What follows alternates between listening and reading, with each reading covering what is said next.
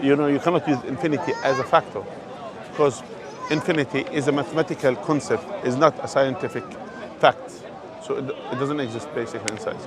Okay. So are you saying that there's going to be an end to time? there's going to be an end for everything. There's going to be an end. Because the way that the things are, the way that you see here, since there is a beginning for this universe, yeah? Yeah. So since there is a beginning, so that you could use that as a beginning of time for us, yeah? So then, since there is a beginning, so there will be eventually end. Yeah, there'll be an end to the universe, but that doesn't mean that there's an end to time. We don't know, because we don't know. All what we know is about the calculation of the beginning of the universe. So since the beginning of the universe, that's it. So this universe, how it came into existence?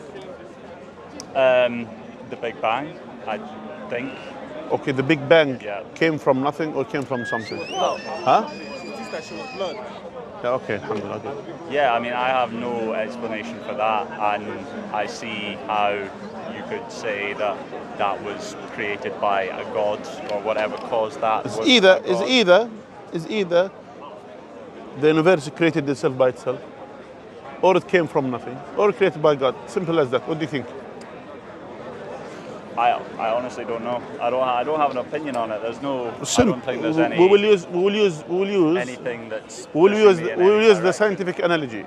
Yeah. With this, can the universe come from nothing? Can something come from nothing? I don't think so. No, probably not. It can't be. It's impossible. Nothing produces nothing. Correct? Yeah. So that's nullified. Correct? Can the universe create itself? Probably not.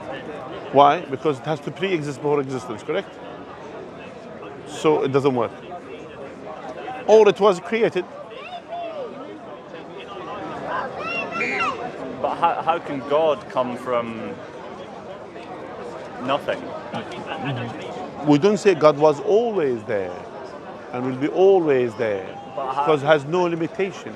That's why we cannot measure God with our science, with whatever. So is God always there and will be always there? But with the same argument, how can God come from nothing? Okay, then we'll say how, if you wanted to use this analogy, we could use this argument to say, okay, if God came from something, then there is something, with this something has to have come from something else, and this something else has to come from something else, all the way to infinity. And then it doesn't work. Yeah. Salam alaikum. Yeah. So that's why it doesn't work like this. It has to be a starting point to move everything, correct? I accept that, yeah. And if you want it, at one point there was nothing and then there was something. No, I wouldn't say the universe was nothing, correct. The universe. But, yeah, the but universe was there. But God was there and always. How long has God been there for? God was there always and will be always. So it's not.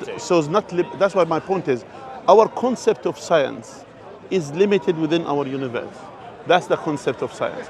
So beyond this universe, all this metaphysics and all of these things, beyond our understanding. Yeah. And that's why God was always there and will be always there. Yeah. As simple as that. Now, that's why, but this universe came into existence, which we know and we understand this. It came into existence at a certain point, and it has to come with and under these three things. Either came from nothing, which cannot be done, or created itself, which is impossible, or was created by a creator, and this creator has certain characteristics, all powerful to create this universe, has the knowledge to create this universe, which is all knowing, and as well has a will, independent will, meaning no one is telling him what to do, what not to do. Correct? Yeah. Do you agree? So if we say that there is a God that created the universe, are we the center? Are we his masterpiece? Does he care about us at all? If he cares about us, that's why he has sent prophets and messengers of God to us, to guide us to the right path. And that's why we are kind of a unique creation, that our decision has an impact worldwide. It's not just a decision that could do things. If it's about reproduction, some animals do better job than us. But it's not about this. So we have a deeper meaning, and we have a bit deeper, you could say, reason for our existence. And this deeper existence, I will suggest, if you want to accept it, to be grateful to God. That's all. Do you accept? To be grateful for existence. Yeah, for example. grateful for the life. You came here. You're not disabled. absolutely You are. have two eyes. You could cross the road. You're not blind. You're not deaf. You talk, and you have all of these privileges. Yeah. Correct? Yeah, Don't yeah. you think God deserves to be thanked for all of that we have? I'm absolutely grateful for it, but I don't think that I'm grateful to a God, because I don't think that He's ever shown Himself to me or interacted with my life. Or Yeah, maybe I think maybe you have some something- personal problems or whatever you went through them, which everyone went through. I mean, this is the life of challenge. But as well, don't you see that you have privileges that you don't? Some other people they don't have it. So the issue is God didn't give everything perfect to everything. So God give you something and He didn't give it to someone. Give you maybe some difficulties, but as well give you good health, give you eyes, ears, nose, mouth. You are perfect. You could walk and all of these things. And God gives someone else the things that you are missing, but maybe they didn't give him the full thing or the other thing. The point is that God as well wanted us to be thankful and grateful to the things that we have, because there will be an end to this life, and there will be an afterlife which we are looking for, which is we'll have the perfect things, we'll have the perfect life, which is better than this life. And God wanted this is as a life of test. Well, that's what we You're believe saying as that not only did God create the universe, but He's involved in the creation of every single person, determining whether they're disabled or not, determining whether they're There is nothing, everything under the or not. will of God, everything, and it's a test. Engineers each individual person. Exactly. So why does He choose to? Why are there people who are born with illnesses and disability? Why Yeah. did He do that? So for example, I will tell you something. Even to religious people. You need to understand the existence of evil. It's something which is a factor for us to appreciate the goodness, or the existence of deficiency is a reason for us to appreciate the good things that we have. For example, if everyone is perfect, if everyone is in good health, no one gonna die. We'll have to all of these things for granted. This is the norm, and not just that. If the evil doesn't exist, we'll not appreciate the good things that we have.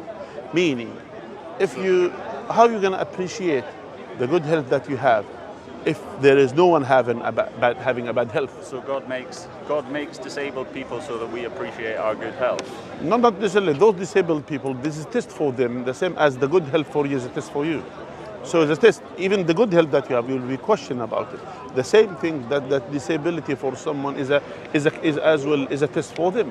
So each of which has their own test, and their own test that they have some other things which is way better than us. For example, there is a brother who was a convert, who was an atheist, and he became to Islam. He was fully disabled. He was all of these things. He was literally, his thing is moving with his lips. That's all. But yet, he appreciated the good things that he has. He passed away recently, rahimahullah. But he appreciated the good things that he has. He came to this conclusion. So, okay, all of these things I'm not having it, but I have some other good things. He was the most productive person that I have ever met. You could see. So that's why, yes, it doesn't mean that disability for someone, it's not necessarily a disadvantage in everything, but it could be disadvantage in something, but it will be advantage for some other things. You see here, so there is always balance with the things. So that's one of the things for us to appreciate. For example, here, yes, this is the life, and this is how it is. So that's why we should be grateful of the things that we have. You might not have enough money, for example, where someone else have more money than you, but as well has other deficiencies in his life. So all of us, none of us has a perfect life, but we are looking to perfect our hereafter by submitting our will to the will of the Creator, for the reason that He has created us for, to be grateful to Him for the things that we have. Okay. As simple as that. It's been lovely speaking to you. Anyway, lovely speaking to you. I wish you ponder upon the things that I mentioned to you. Absolutely will. And as well, you have the Quran. Yeah, have the Quran, read through the Quran, and then you'll find all of these things, you'll find there are amazing things in the Quran that when you look at it, that's one of the facts. There are as well, by the way, there are scientific facts in the Quran. You will be amazed by those scientific, those facts. It cannot be said. If you want, I could go through them if you have time. I've actually got to go. Yeah. By the way, just go through them, And as well, I wish you to read, and as well go into the scientific facts in the Quran. You could go there some website like that. Just go and see scientific facts of the Quran. You will be amazed by those facts within the Quran. It cannot be said 1400 years ago. All right? All right, brilliant. All right, my friend. All right, take care. All right, thank you. Thank you, inshallah. جزاكم الله خير اخوان، الله يبارك فيكم، الله يحفظكم، الله يعطيكم العافيه، جزاكم الله خيرا.